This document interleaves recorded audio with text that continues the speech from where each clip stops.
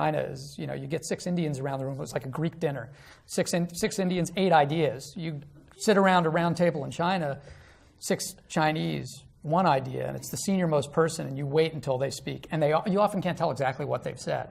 That's the sort of, China is learning to deal with disharmony, discourse, disunion. India is totally used to that.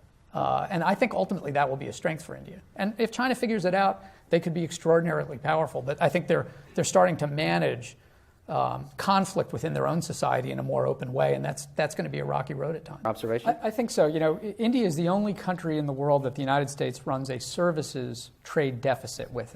In other words, we have all kinds of trade deficits with countries that manufacture things that we buy.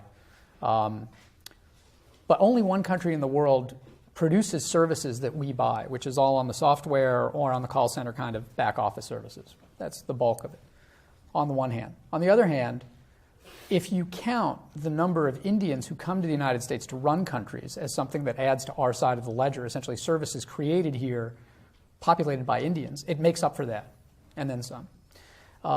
So I tend to view it as an enormous contribution to America that we're not quite getting from the Chinese.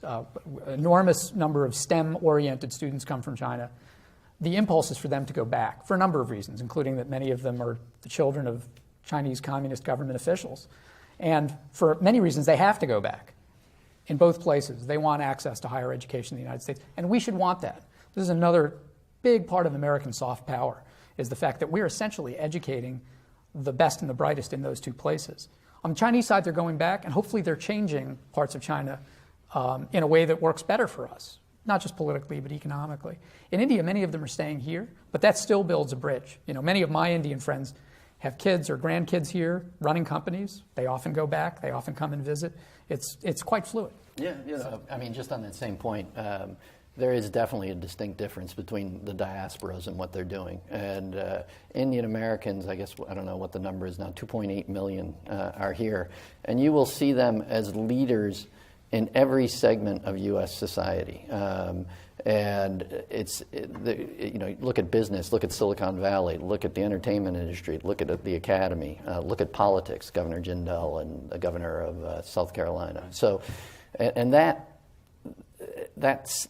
kind of systematic achievement is playing a role in relations as well, because those people are still enthusiasts of the U.S.-India relation, and it's a tie that is moving back and forth in a way that I'm not sure is exactly the same with the Chinese-American population.